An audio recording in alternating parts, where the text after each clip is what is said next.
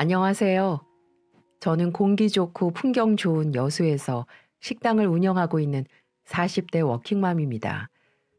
여기서 제 소개가 끝나면 참 좋았을 텐데 아쉽게도 뒤로 수식어가 하나 더 붙어요. 2년 전에 이혼을 하고 6살 된 아들을 키우고 있다 보니 본의 아니게 구구절절 사연도 참 많았죠.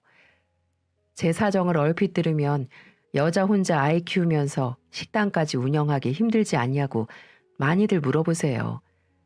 하지만 저는 바빠서 정신없고 힘들어도 지금이 훨씬 행복하다고 당당하게 말합니다. 그래도 참고 사는 사람도 있는데 뭐가 그렇게 못마땅해서 이혼했나 궁금하시죠?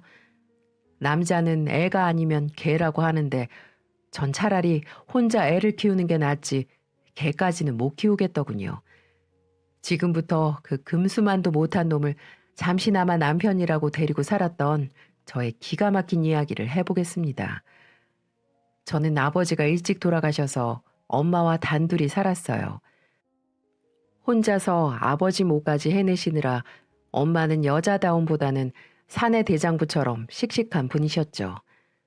만약 결혼을 하게 되면 엄마 같은 사람과 결혼하고 싶다는 생각이 들 정도로 정말 멋진 엄마였습니다.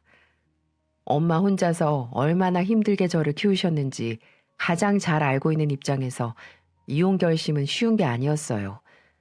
이런 제가 이혼을 결심할 만큼 제가 겪었던 결혼 생활은 막장 그 자체였습니다.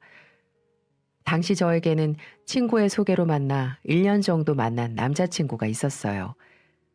성실하게 회사 다니면서 차곡차곡 돈을 모을 줄도 아는 성실한 사람이었죠. 저희는 궁합도 안 본다는 4살 차이였어요. 지금 생각해보면 같은 사람이 맞나 싶을 정도로 다른 사람 같습니다. 그때만 해도 남편은 듬직하고 책임감 있는 모습으로 저에게 다가왔었죠. 엄마랑 둘이 살고 있다는 걸 알고 있던 남편은 종종 저희 집에 와서 전구를 갈아주거나 무거운 가구를 옮겨주며 살갑게 아들처럼 지냈어요. 자연스럽게 엄마도 남자친구의 존재를 알게 됐고 구김살 없이 굳은 일을 도맡아 하는 남자친구를 보며 엄마가 가장 마음에 들어 하셨죠. 아유, 매번 이렇게 와서 일만 하고 가는 것 같아서 어떡해? 어머니, 그냥 아들 생겼다 생각하시고 편하게 불러주세요. 매번 아들처럼 넉살 좋게 와서는 엄마랑 한참을 떠들다가 가곤 했습니다. 딸 같은 며느리만큼이나 아들 같은 사위도 어머니들에게는 로망이잖아요. 하나뿐인 딸이 좋다고 하는데 반대할 이유도 없을 뿐더러 엄마 눈에는 만점짜리 사위 그 자체였죠. 수정아, 우리 결혼하자. 내가 정말 잘해줄게. 좋은 남편, 든든한 사위 내가 돼줄게. 남편은 프로포즈를 하는 순간에도 저희 엄마까지 생각해준 사람이었어요. 어찌나 눈물이 나던지 하늘에 계신 저희 아버지가 그동안 고생했다며 내려준 사랑 같았습니다.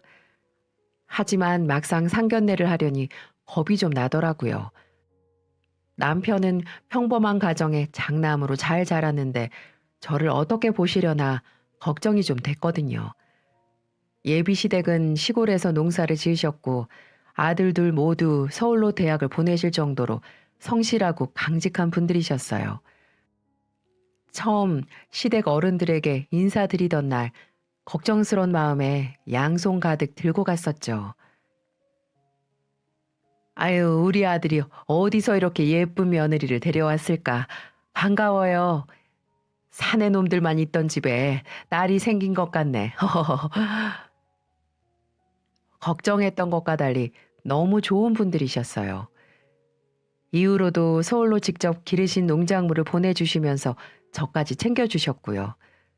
이런 게 가족이라는 울타리인가 싶고 너무 행복했습니다. 그렇게 저는 30의 문턱에서 결혼을 했어요.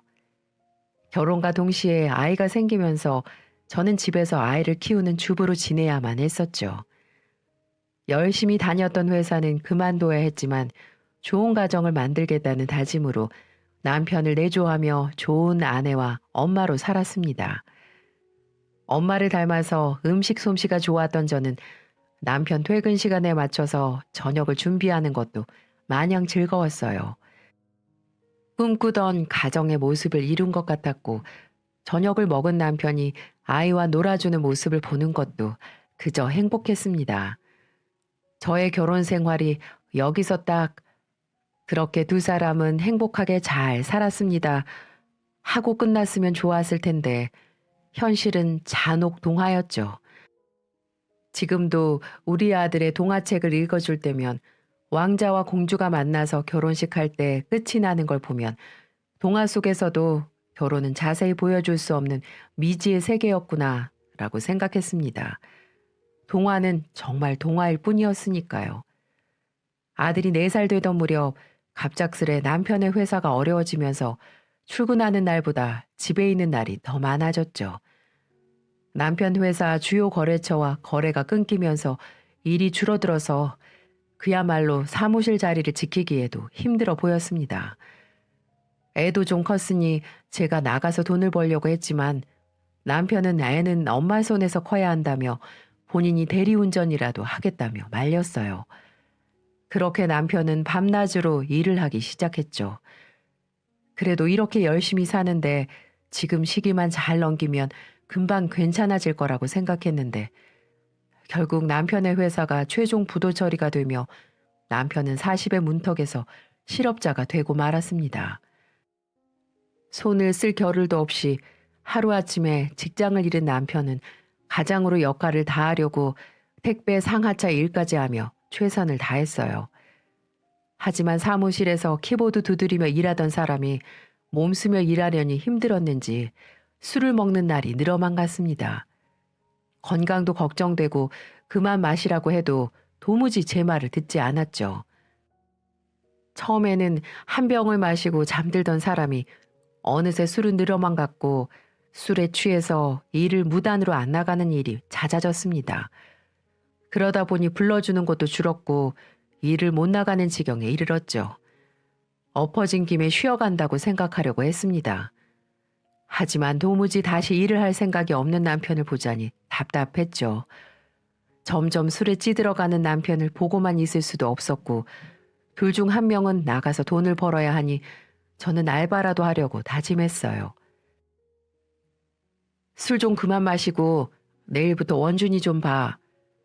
참나, 돈도 못 벌면 집구석에서 애나 봐라. 그런 거야? 세 식구 둘러앉아서 손가락 빨개 생겼는데 나라도 나가서 돈을 벌어야 할 거 아니야. 집에서 애 보면서 놀던 사람이 무슨 일을 할 수 있는데. 그리고 꼬박꼬박 월급 다 너한테 줬는데 왜 돈이 없어? 집구석에서 돈 관리를 어떻게 했길래 돈이 없냐고? 거지 같은 친정으로 빼돌린 거 아니야? 빼돌릴 만큼 벌어오기나 하고 말해봐. 쥐꼬리만한 월급 아끼고 아껴서 도련이 용돈까지 챙겼어. 내가 당신 백수 동생까지 챙겨가면서 살았다고. 이젠 우리 집까지 무시하네. 결혼할 때는 살살 기다 못해 납작 엎드리더니만 내가 돈 좀 못 번다고 날 무시해? 네가 감히 나를? 그 순간 남편은 자기 집을 무시한다며 눈에 보이는 대로 저한테 물건을 집어던졌습니다. 갑작스런 상황에 너무 놀란 나머지 아들 방으로 달려가 문을 걸어 잠갔죠. 문을 열겠다며 악을 쓰던 남편은 포기하고는 거실에 있는 살림살이를 다 부수고 있는 것 같았어요. 겁을 먹은 아들이 제 품에 안겼고 저는 그날 아들을 품에 안고 평생 흘릴 눈물을 다 흘렸던 것 같습니다. 어찌나 서럽던지 하늘에 계신 아버지까지 원망스러울 정도로 모든 게 답답했어요. 갈수록 남편은 걷잡을 수 없이 망가져만 갔고 외박을 하거나 어쩌다 들어와도 술에 취해서 들어오는 날들이 늘어만 갔습니다. 그래도 마지막까지 살아보려고 마트에서 알바를 하며 버텼어요. 아들을 위해서라도 저까지 무너질 순 없었죠. 힘들 때는 엄마한테 가서 엉엉 울고 싶었는데 선뜻 전화도 할 수 없었습니다. 힘든 건 저만 하고 싶었거든요. 그래도 열심히 살다 보면 예전처럼 살 수 있을 거라고 생각했습니다. 원래 동트기 전이 가장 어둡다고들 하잖아요. 동트기 전이라고 그렇게 스스로를 달래며 아파도 마트에서 아프고 울어도 혼자 울었죠. 하지만 하늘도 무심하게 저의 불운은 이게 끝이 아니었습니다. 먹고 사느라 바빠서 홀로 사는 엄마를 잘 보살피지 못했던 저에게 하늘은 벌을 내리셨죠. 이 모든 일이 한 번에 일어날 거라고는 생각도 못했습니다. 엄마, 안 그래도 내가 전화하려고 했는데 내가 요즘 바빠서 전화도 자주 못했지. 미안해. 아니야. 별건 아니고 저번에 건강검진을 받았는데 결과는 보호자랑 같이 오라네. 아, 그래. 그럼 내가 같이 가야지. 원준이 남편한테 맡기고 갈게. 많이 바쁠 텐데 미안하게 됐다. 엄마가 그런 말 하면 내가 속상하지. 그리고 요즘은 안 바빠. 일단 만나서 자세히 이야기할게. 유독 힘이 없는 엄마의 짧은 전화를 끊고 뒤를 보니 여전히 누워서 자고 있는 남편이 보였죠. 어찌나 속이 터지던지 널브러져 있는 모습에 휴지곽이라도 확 던지고 싶었습니다. 그래도 오늘은 부탁을 해야 하는 입장이니까 심호흡을 하고 말을 걸었어요. 일어나봐. 원준이 잠깐 봐줘. 아이씨, 피곤한데 왜 깨워? 뭘 했다고 피곤한데? 먹고 자기만 하는데 왜 피곤해? 나 우리 엄마랑 병원 가야 돼. 그러니까 원준이 좀 보고 있어. 팔자 좋다. 노인네 아프다고 병원까지 가고 나도 병원 좀 데려가라. 애도 건강해야 놀아주지. 삭신이 쑤셔서 애를 못 보겠다. 당신이 대체 뭘 했다고 아픈데 맨날 술이나 마시니까 아프겠지. 또 물건을 던지기라도 할까 겁이 났지만 맨정신이라 그런지 순순히 자리에 앉았습니다. 설마 자기 애를 굶기겠나 싶어서 얼른 집을 나왔죠. 오랜만에 엄마를 본다고 생각하니까 엄마 품에 안겨서 펑펑 울고만 싶었습니다. 엄마를 만나러 가는 길에 어찌나 눈물이 흐르던지 엄마 앞에서는 제발 울지 말자고 다짐했죠. 하지만 제 다짐은 쉽게 무너졌습니다. 병원에서 엄마에게 암이라는 진단을 내렸거든요. 감히 상상조차 못 해본 병이 엄마에게 생겼다고 하니 믿고 싶지도 않았죠. 제대로 검사한 거 맞아요? 어떻게 하루아침에 암일 수가 있어요? 어머님이 말씀 안 하셨어요? 약 타러 자주 오셨어요. 따님한테 말했다더니 안 하셨구나. 그래도 항암 치료하면 괜찮아질 수 있어요. 요즘 암은 치료 가능하니까 너무 걱정 마세요. 충격적이었습니다. 엄마가 아파서 병원을 갔다는 것도 몰랐다는 게 너무 한심했어요. 늘 꿋꿋하고 강할 줄 알았던 엄마는 악소리도 안 내시고 약해져만 갔습니다. 엄마, 미안해. 내가 사는 게 바빠서 엄마가 이렇게 아픈 줄도 몰랐어. 내가 말을 안 했는데 어떻게 알아. 모르라고 말 안 한 건데. 내가 자주 들여다봤어야 했는데. 그렇게 병원 앞 벤치에 앉아 저는 엄마랑 서로를 얼싸안고 펑펑 울었습니다. 그리고 전 그동안 있던 일은 엄마에게 다 털어놓았어요. 지방에 있는 엄마가 항암 치료를 받으려면 서울에 잠시라도 머무르셔야 하니까 말할 수밖에 없었죠. 왜 엄마한테 말도 안 하고 속을 끓였어? 아니야, 엄마한테 잘 사는 거 보여주고 싶었는데. 하늘 아래 엄마한테 못할 소리가 어딨어. 엄마가 혼자 속 끓여가며 널 키워서 그런가? 에휴, 그런 건 안 배워도 되는데 왜 그러고 살았어? 엄마, 그러니까 우리 집으로 와. 서울에서 병원 다니면서 치료하자. 아무리 가까워도 나도 내 집이 편해. 항암 치료 받을 때만 가끔 들릴게. 하나뿐인 딸 집에서 편히 쉬지도 못하시는 엄마에게 죄송했습니다. 이때부터 저는 물러날 곳이 없었어요. 아들이랑 엄마를 위해서라도 저는 더 열심히 살아야만 했죠. 며칠 후 엄마는 항암 치료를 위해 집에 오셨습니다. 남편 입단속을 해놓고 엄마가 있는 동안만 술 좀 그만 마셔달라고 신신당부를 했습니다. 귓등으로 안 듣는 태도에 환멸이 났지만 당장 엄마를 모셔야 하니까 참을 수밖에 없었죠. 엄마, 서울 오느라고 고생했어. 우리 저녁 같이 먹자. 내가 엄마 주려고 백숙 해뒀어. 엄마 짐을 받아서 한 구석에 내려두고 부엌으로 모셨습니다. 그런데 그 잠깐을 못 참고 남편은 식탁에 앉아서 먼저 밥을 먹고 있는 게 아니겠어요? 어찌나 본인 배고픈 건 끔찍하게 생각하는지 세상에 아들 밥도 안 챙기고 혼자서 먹고 있었죠. 우리 엄마 오셨잖아. 나와서 인사해야지. 밥만 먹고 있으면 어떡해. 오셨어요? 먹고 죽을래도 없는 집구석까지 굳이 아픈 몸 끌고 오느라 고생하셨네요. 전 환멸감과 모멸감을 참지 못했고 남편이 먹고 있던 밥그릇과 숟가락을 쓰레기통에 던져버렸습니다. 예상치 못한 제 행동에 남편은 벌떡 일어났고 뭐 하는 짓이냐며 소리를 쳤죠. 말 좀 똑바로 못해? 입은 먹을 때만 입이야? 먹고 죽으려고 해도 없는 집에 오늘 내일 하는 노인네까지 왔는데 다 같이 죽자고 온 거 아니야? 입으로 똥을 싸라. 저 인간의 입은 정말 가죽이 모자라서 뚫려 있는 건가 싶은 생각도 들었습니다. 결혼할 때만 해도 성실하고 듬직했던 남편이었는데 사람이 너무 빠르게 변해갔어요. 둘 다 그만해라. 애가 다 듣잖아. 김서방 힘들게 했지만 내가 며칠만 있을게. 그러니까 일단 앉아서 밥 먹자. 너도 가서 밥 다시 차려와. 화를 내지도 못하고 오히려 사과를 하고 앉는 엄마를 보는데 야위 모습이 정말 가슴 아팠어요. 더 이상 분란을 만들고 싶지 않았고 어린 아들 앞이니 참았습니다. 하지만 이 모든 건 전쟁의 서막이었죠. 모든 불행은 한꺼번에 몰아쳤지만 잠시도 쉴 수 없었습니다. 대형 마트에서 일을 하다 보니 일은 쉴 틈이 없었고 하루 종일 서서 일해서 허리도 아팠고 손목은 쑤셔오기 일쑤였죠. 아들 낳고 껴본 적도 없는 손목 아대까지 차고 매일같이 일을 했어요. 아파도 혼자 아팠고 힘들어도 혼자 힘들었습니다. 엄마가 집에 계시는 동안만이라도 잘 모시고 싶었어요.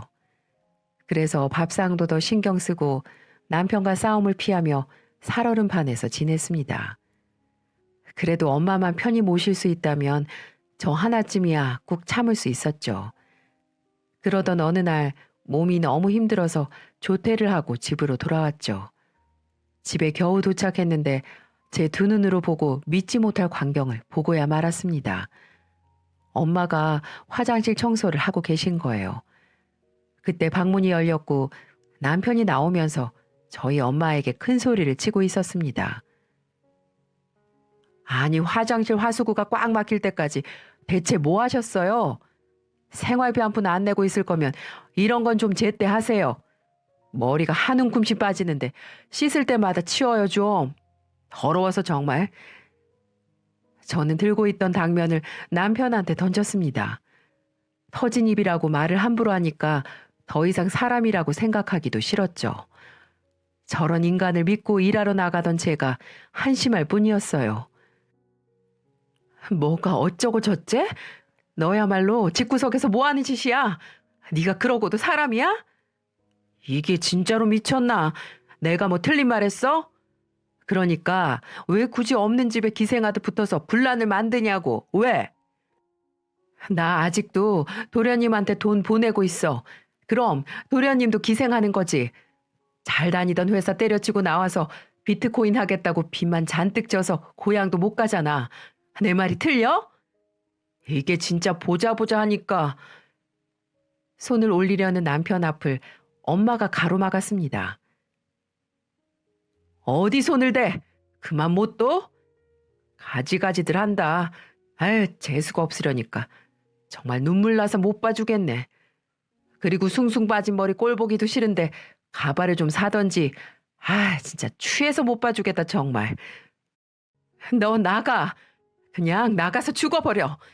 대체 왜 너 같은 거 멀쩡하고 불쌍한 우리 엄마가 아파야 되는데. 저는 더 이상 참을 수 없었고 엄마를 뒤로 한 채 남편에게 달려들었어요. 아들이 울기 시작했고 엄마는 저를 뜯어말리셨습니다. 눈에 뵈는 게 없었죠.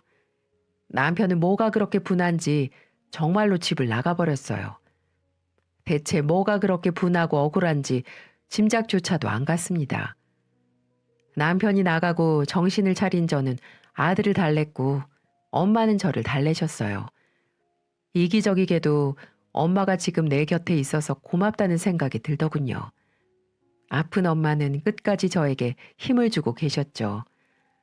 다음 날 엄마는 마지막 항암 치료를 받고 집으로 가겠다고 하시더군요. 죄책감도 들고 더 못난 꼴을 보일 것 같아서 편한 대로 하시라고 했습니다. 제가 편히 모실 수 있었다면 좋았을 텐데 남편이 너무 아나무인이었죠. 그래도 아주 죽으라는 법은 없었어요. 하늘이 무너져도 솟아날 구멍이 있긴 했었죠. 사회 초년생 시절 엄마 앞으로 들어둔 보험이 있었는데 알아보니까 암 진단금을 받을 수 있었습니다. 엄마 집에 편히 모시지도 못하고 미안해. 그래도 내가 엄마 앞으로 들어둔 보험이 있었는데 거기서 5천만 원 정도 진단금이 나온대. 그러니까 꼭 치료받아. 알았지? 이렇게 속 깊은 딸을 둬서 엄마는 더 바랄 게 없어. 무슨 소리야. 당연한 거지. 그러니까 엄마는 건강만 생각해. 알았지? 그때 언제 들어왔는지 이야기를 다 듣기라도 한 듯 달려오는 남편이 보였어요. 술에 쩔어 살던 사람 눈이 웬일로 초롱초롱 빛이 났습니다. 보험금이 있었어? 아, 그걸 왜 지금 말해? 이리 줘봐. 그걸 왜 당신을 줘? 우리 엄마 치료비야. 장모님이 사면 얼마나 더 산다고 치료비로 써? 앞으로 살 날이 창창한 우리가 써야지. 자네 원래 이런 사람이었나? 대체 밑바닥이 어디까지야? 아들도 있는 사람이 이렇게밖에 못 살아? 언제 정신 차릴 거야? 너무도 기가 막혀서 말을 잇지 못했고 엄마는 그동안 참았던 말을 다 쏟아내셨어요. 그래도 어찌나 당당한지 기가 막힐 노릇이었습니다. 연애 기간과 신혼 초에는 다른 사람과 살았다고 해도 믿을 만큼 그때 제 앞에 있던 남자는 전혀 다른 사람 같았죠. 내가 자네를 봐서라도 더 살아야겠어.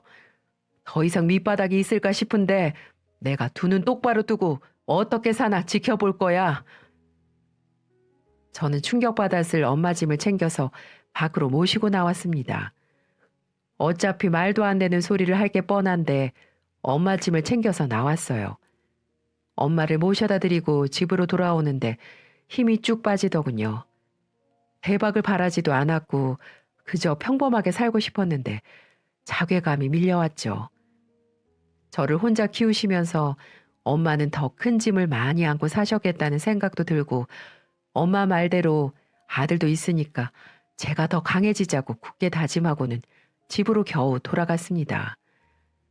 집에 와보니 애는 혼자서 거실에서 놀고 있고 남편은 방에서 누구랑 통화를 하는 건지 전화를 하는 것 같았어요. 이제 이런 풍경은 놀랍지도 않았습니다. 오히려 애랑 놀고 있으면 무슨 일이 있나 싶을 정도였죠. 더 싸울 힘도 없어서 냅뒀더니 통화가 꽤 길어지는 거예요. 또 무슨 사고를 치려고 저러나 문을 벌컥 열었습니다. 엄마 몰래 뭐라도 훔쳐먹던 애처럼 놀라는 게 어딘가 수상했죠. 너는 놓고도 몰라? 문을 왜 그렇게 열어? 무슨 전화길래 그렇게 끊어? 말하면 네가 알아? 왔으면 조용히 밥이나 차려. 여자의 촉이라는 게 있잖아요. 방금 끊은 통화가 어딘가 수상했고 본능적으로 남편의 핸드폰을 열어봤습니다. 그 순간 모든 감각이 지금 이 순간을 제대로 파헤쳐야 한다고 알려주는 것 같았어요. 지금까지의 전개로 보면 더 이상 남편한테 밑바닥은 없을 줄로만 알았습니다. 하지만 판도라의 상자를 열었던 저는 이 인간의 밑바닥은 과연 어디까지인가 싶을 정도로 경악을 금치 못했어요. 남편의 카톡 메신저에는 낯선 여자와 다정하게 주고받은 메시지들로 가득 차 있었습니다. 눈물도 말랐는지 흐르지도 않더군요. 바로 사진첩을 열어봤고 사진 날짜를 보니 꽤 오랜 기간 바람을 피고 있었던 것 같았죠. 외박을 했는데도 의심도 안 했던 게 잘못이었을까요? 군뱅이도 구르는 재주가 있다던데 이런 짓거리를 할 줄은 꿈에도 상상도 못했습니다. 대체 이 인간이 술집 여자랑 바람이 날 돈이 어디서 났을까 싶어서 방안을 샅샅이 뒤졌어요. 먹고 죽을래도 없는 돈이 어디서 났을까 싶었습니다. 그 순간 서랍 깊숙한 곳에서 각종 카드 고지서가 나왔죠. 내역을 살펴보니 이 인간은 카드론을 했더군요. 전 그동안 밑빠진 독에 물을 붓고 있었고 열심히 살면 괜찮아질 거라 생각했던 제가 한심했습니다. 그때 씻고 나온 남편은 밥 타령을 하며 방으로 들어왔고 카드 고지서를 들고 뻥진 채 서 있는 저를 보더니 당황한 목소리로 횡설수설하는데 하나도 안 들렸어요.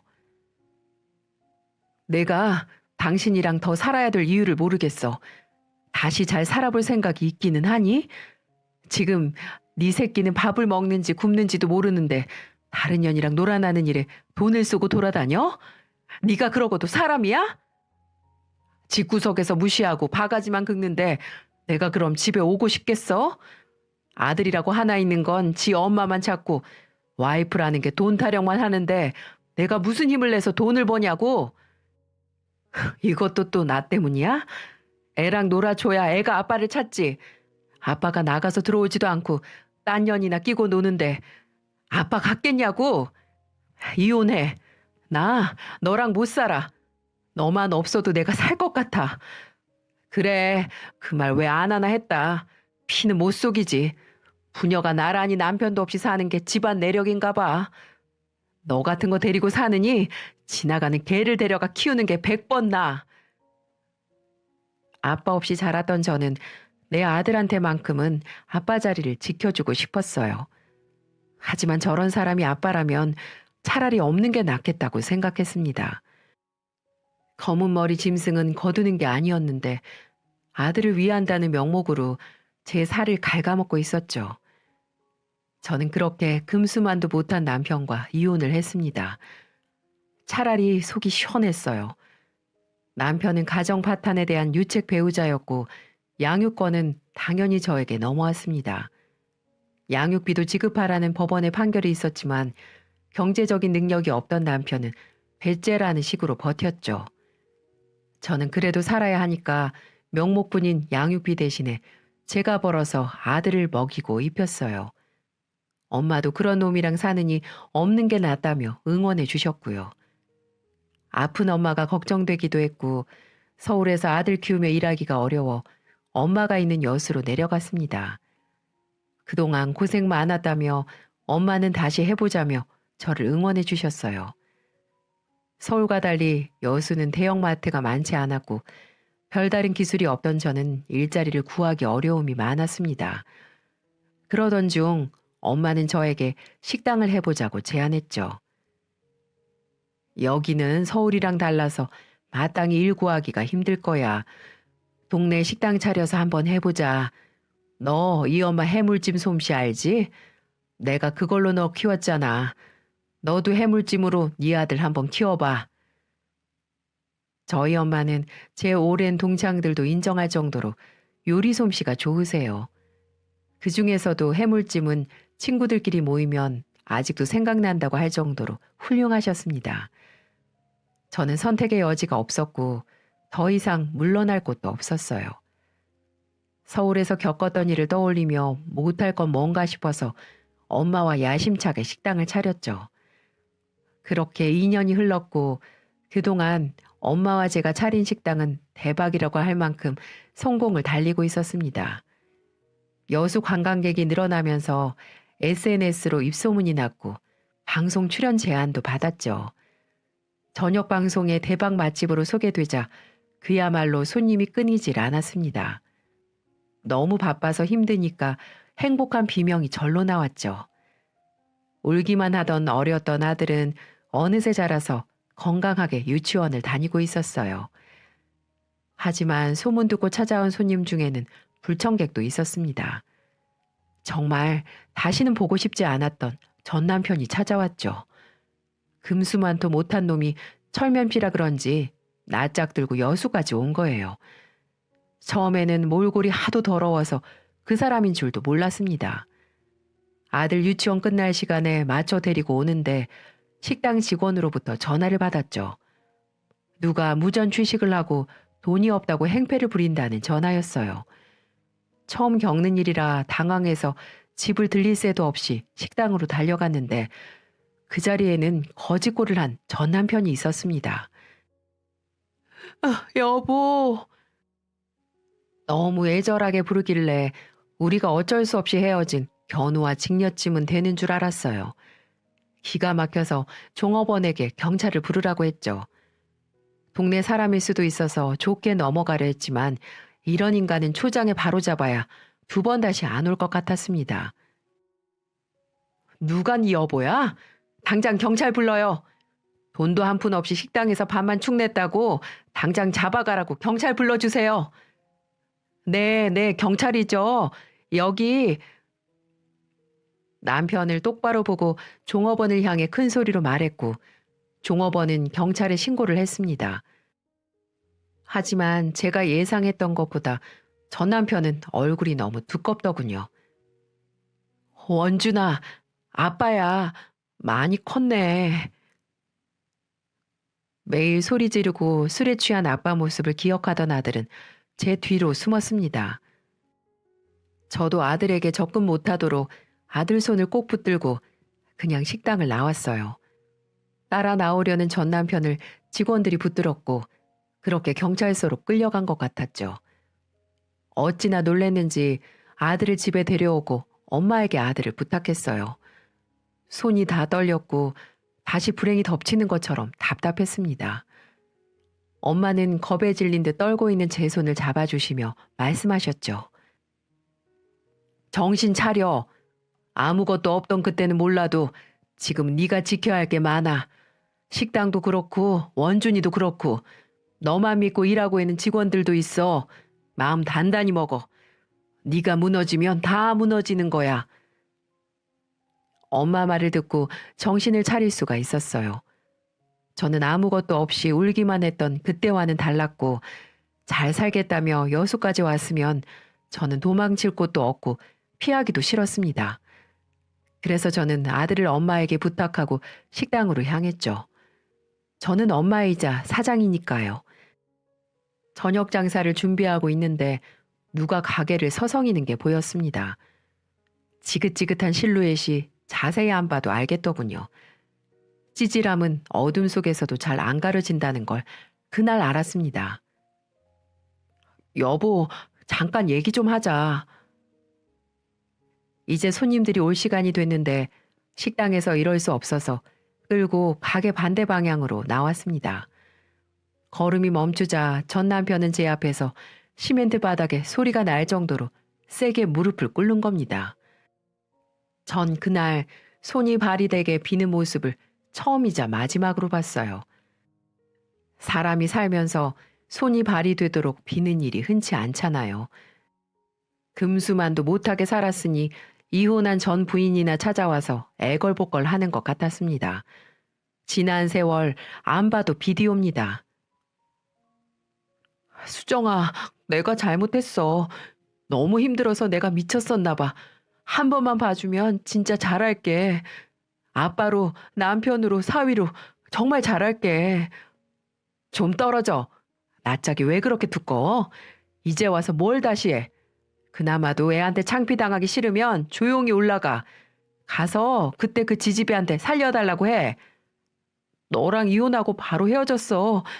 걔 사치도 심하고 제정신이 아니더라. 내가 미쳤었나 봐. 딱 맞는 수준끼리 아주 잘 만났네. 아니다. 헤어진 거 보면 걔가 조금은 더 똑똑했나 보다. 내가 잘못했어. 한 번만. 제발 한 번만. 아! 말이 끝나기 무섭게 매달리며 비는데 그 순간 누가 남편을 내리쳤습니다. 놀란 눈으로 보니 엄마가 국자를 들고 남편의 머리를 내려친 거예요. 그리고 씩씩거리면서 남편 머리채를 잡고 바닷가로 끌고 갔죠. 장모님, 왜 이러세요, 장모님? 누가 네 장모야? 인연 끊어진 지가 언젠데 이제 와서 장모야? 내가 그때 인간 같지도 않은 놈 못 알아보고 내 딸이랑 결혼시킨 게 내 천추의 한이야. 한 번만 더 여수당 밟아봐. 그때는 내가 저 배에 태워서 고기 밥을 만들어 줄 테니까. 전 남편이 쉽게 갈 것 같지 않아서 엄마는 원준이를 옆집에 부탁하고 가게를 왔는데 제가 가게에 없어서 절 찾아다니셨죠. 그러다 무릎을 꿇고 빌고 있는 전 남편을 보고는 떡볶이 가게 아주머니한테 국자를 빌려서 달려오셨던 거였습니다. 그렇게 전 남편은 엄마의 국자 세례를 맞고는 도망가 버리더군요. 엄마는 마치 벌레라도 한 마리 잡은 듯이 옷을 툭툭 털며 저한테 왔습니다. 제가 본 엄마 모습 중에 가장 멋진 모습이었죠. 넌 뭐처럼 말 같지 않은 소리를 듣고 서 있어? 힘이 남아돌면 가게나 봐. 완전 건강을 되찾지 못했지만 그래도 많이 건강해지신 엄마는 너무 든든했어요. 저런 인간은 흉내도 못 낼 만큼 엄마는 작은 몸으로 아빠처럼 남편처럼 저에게 큰 힘이 돼주고 계셨죠. 엄마 걱정 마. 이제는 이런 험한 일도 내가 할게. 짐승만도 못한 건 내가 잡아야지. 이 어린 손목으로 엄마가 뭘 잡아? 나만 믿어. 엄마는 제 말을 듣고는 호탕하게 웃으셨어요. 오랜만에 엄마와 어깨동무를 하고 이런저런 얘기를 하다 돌아갔던 날이었습니다. 이 행복을 깨지 않기 위해서 저는 정신 못 차린 남편 놈을 멀리 쫓아버릴 계획을 세웠죠. 생각해보니까 전 남편으로부터 저는 양육비를 단 한 푼도 못 받았어요. 그러면서 남의 영업장까지 와서 식충이 짓을 한 거였죠. 자리 잘 잡은 식당을 옮길 수도 없고 제가 도주하듯 피할 이유도 없이 파리는 쫓아버리면 그만이었습니다. 다음 날 장사 준비에 여념이 없었고 주말이라 줄까지 늘어서 있어서 제가 너무 바빴어요. 그때 어제 무슨 일이 있었냐는 듯 전 남편이 식당으로 오는 거 있죠. 돈 냄새를 맡았으니 쉽게 갈 거라고 생각은 안 했지만 너무 예상대로 나와주니까 하찮았어요. 또 이상한 소리 할 거면 조용히 가. 사람들 많은 데서 개망신 당할 거 아니면 한 번만 더 기회를 주면 안 될까? 미쳤니? 왜? 술집 년이 너 못 먹여 살리겠다니? 너 기 살려주는 애라며? 내가 미쳤었나 봐. 원준이 봐서라도 한 번만 봐줘. 너도 아빠 없이 커봐서 알잖아. 네 아들도 아빠 없이 키울 거야? 이렇게 멀쩡히 살아있는 아빠 안 보여주는 게 엄마로서 할 짓이야? 그놈의 무릎은 어찌나 싸게 굴리던지 또 제 앞에서 무릎을 꿇는 거예요. 목소리도 어찌나 크던지 누가 볼까봐 창피했습니다. 바빠 죽겠는데 이 거머리를 어떻게 떼야 하나 고민하다가 옆에 있던 쓰레기 봉투를 들고 내리쳤어요. 너는 평생 그 입 열지 마. 입은 밥 먹을 때만 쓰냐? 뚫리면 다 입이고 뱉으면 다 말이야? 난 할 수만 있으면 내 아들 머릿속에서 너라는 존재를 아예 지워주고 싶어. 너 같은 거 없는 게 100번 나아. 원준이 데려와. 아빠 보고 싶을 수도 있잖아. 네가 싫다고 천륜을 끊을 거야? 아들을 볼모로 기회를 달라며 비는 금수만도 못한 놈을 보니까 눈이 돌아갔습니다. 어디 금쪽 같은 내 새끼를 볼모로 잡나요? 해준 게 있어도 미안해서 못 오는 게 정상 아닙니까? 내가 너 때문에 속 썩었던 거 생각하면 아직도 잠이 안 와. 나 때문에 못 살겠다며? 그래서 그냥 끼고 놀았던 거 아니야? 아들이 굶는지 와이프가 나가서 손목이 끊어지는지 관심조차 없었잖아. 나가서 카드깡이나 하면서 그년이랑 놀아놨으면 둘이 백년해로 했어야지. 여기가 어디라고 와? 그 정도 용기도 없이 바람을 폈니? 나는 이혼할 때 너 같은 건 지워버렸어. 너 없어도 잘 살 용기가 차고 넘쳐서 이혼한 거라고. 전 남편은 바닥에 주저앉아 울더군요. 저는 마지막으로 남편에게 쏟아냈습니다. 옆에 있던 남은 쓰레기 봉투도 들고 내리쳤죠. 나는 내다 버린 쓰레기 다시 안 들고 들어가. 내가 생각해보니까 너한테 2년 동안 단 한 번도 양육비를 못 받았더라. 어떻게 살았으면 저당 잡을 소득도 없이 살았냐? 그래도 꼴에 사는 집은 전세더라. 지하방 전세 담보로 잡았어. 담보 제공 명령서 네 지하 단칸방으로 갈 거야. 그 집마저 잃기 싫으면 최소한의 양육비라도 벌 생각이나 해. 집은 왜? 내가 잘못했어.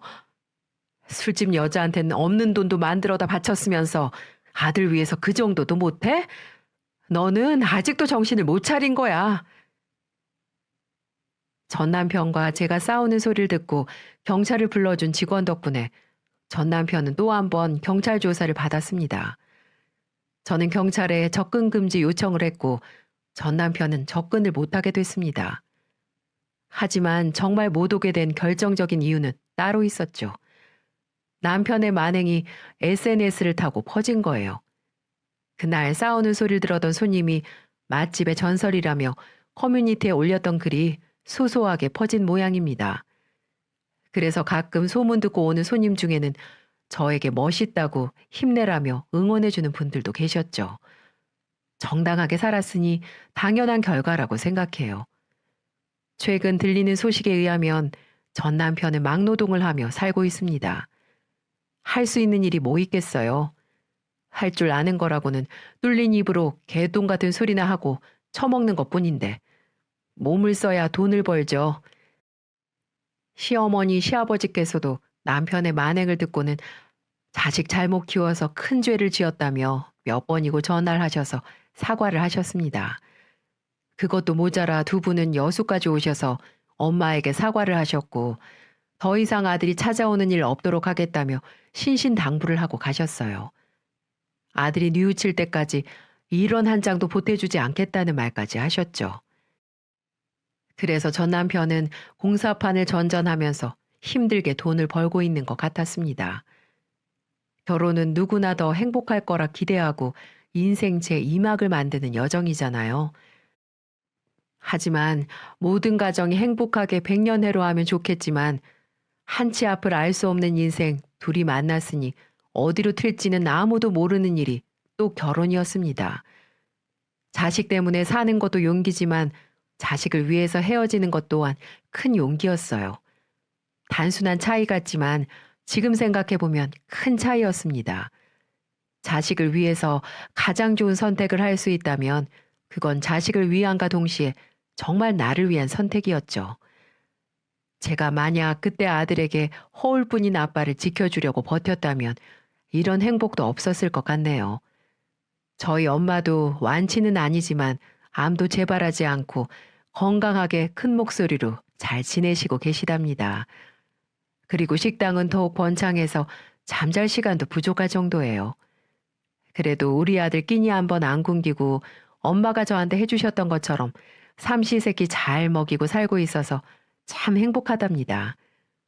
하늘은 인간이 견딜 수 있는 만큼의 시련을 준다는 말이 있죠.